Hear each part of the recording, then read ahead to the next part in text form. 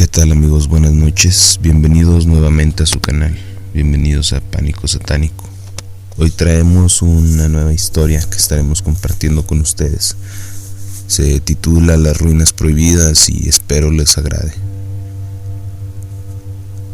Siempre me había negado a creer en las historias de terror, en esas leyendas que la gente contaba para asustar a los ingenuos. Sin embargo, todo cambió cuando mi hermano David desapareció en la profundidad de la selva, en algún punto entre las ruinas de una civilización perdida y el misterio de lo sobrenatural. Cuando recibí la noticia, algo en mi interior me dijo que no fue un simple accidente. Mi hermano David era un explorador experimentado. Había viajado por gran parte de Centroamérica y había acumulado suficiente experiencia como para no caer en errores tan simples. Conocía cada rincón de las junglas del sur de nuestro país. Había partido días antes con un guía local para investigar unas ruinas poco documentadas. Lo último que supe de él fue un mensaje de voz que dejó en mi WhatsApp. Decía que esas ruinas, que algo no estaba bien allí, que era como si lo estuvieran observando. Volé al pueblo más cercano en cuanto pude y ahí comencé a buscar respuestas. Los locales se mostraban esquivos, especialmente cuando les hablaba del guía que había acompañado a mi hermano. Tras insistir, un anciano me miró con ojos cansados y dijo algo que me heló la sangre. Si tu hermano fue con Santiago, entonces está perdido. Él lleva a los forasteros donde no deben ir. Logré localizar al tal Santiago en una vieja choza, desvencijada, al borde del pueblo. Era un hombre delgado, de rostro curtido y ojos inquietos.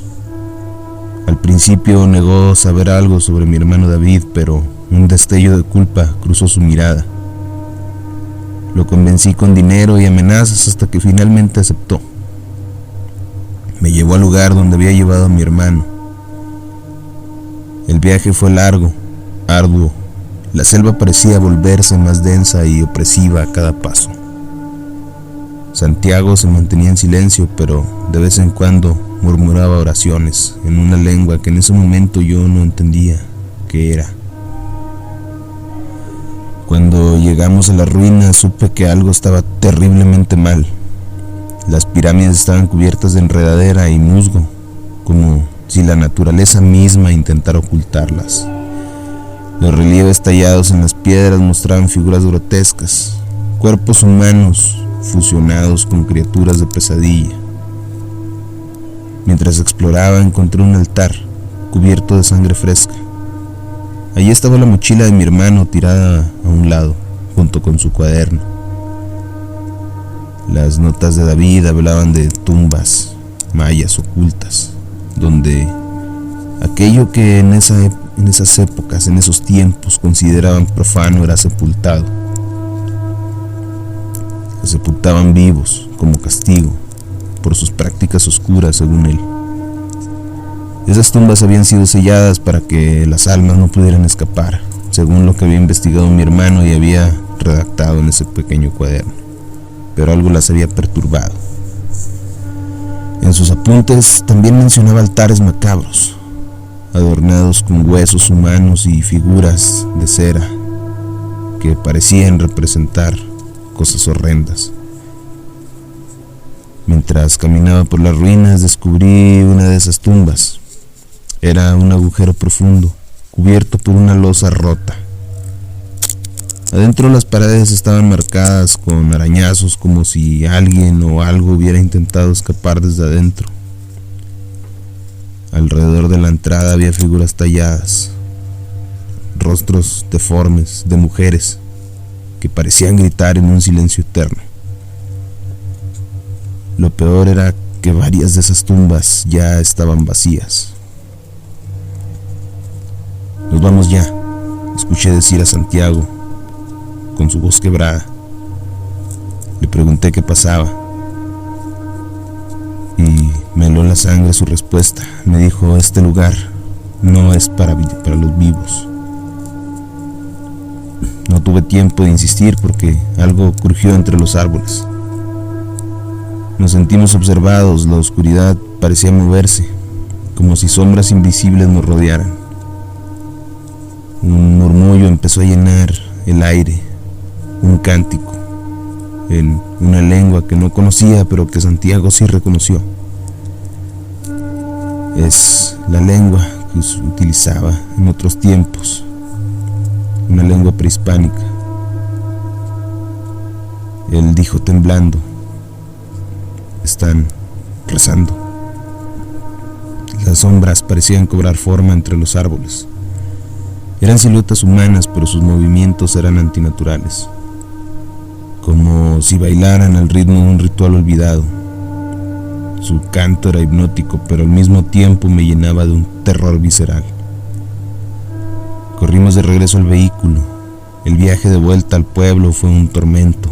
Santiago conducía a toda velocidad mientras ambos mirábamos hacia la selva, convencidos de que algo nos seguía. Cuando llegamos decidí que volvería a la ciudad esa misma noche. No llegamos lejos. A unos kilómetros del pueblo la camioneta se detuvo de repente. El motor tosió y murió. Y por más que intentamos encenderlo, no hubo respuesta.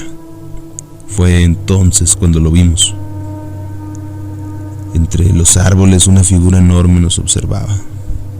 Era humanoide, pero grotesca, con extremidades largas que parecían consumirse como brasas vivas. Su cabeza era una amalgama de rostros humanos y animales, como si la carne se retorciera en un baile macabro. Su rostro lo vi, el de mi hermano. Sus ojos llenos de un sufrimiento indescriptible. Aquel cántico empezó de nuevo, más fuerte esta vez, resonando en nuestras cabezas. Santiago gritó algo, pero no lo entendí.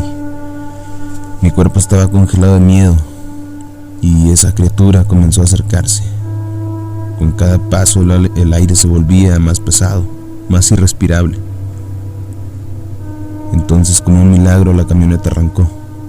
Santiago no lo dudó y pisó el acelerador mientras nos alejábamos. El ser se detuvo al borde del camino, mirándonos. Cuando creí que todo había terminado, escuché su voz.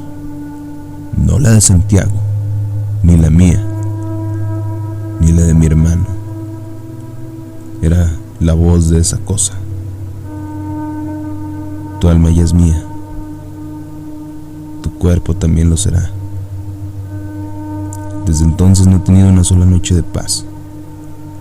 Sueño con esas ruinas, con esas paredes manchadas de sangre seca y los cánticos que aún resuenan en mi cabeza. Cada vez en el fondo de esos sueños veo el rostro de mi hermano consumiéndose entre las llamas de esa criatura, esperándome. Muy bien, amigos, este fue el relato que les dejamos esta noche. Esperemos sea de su agrado y se suscriban a este canal.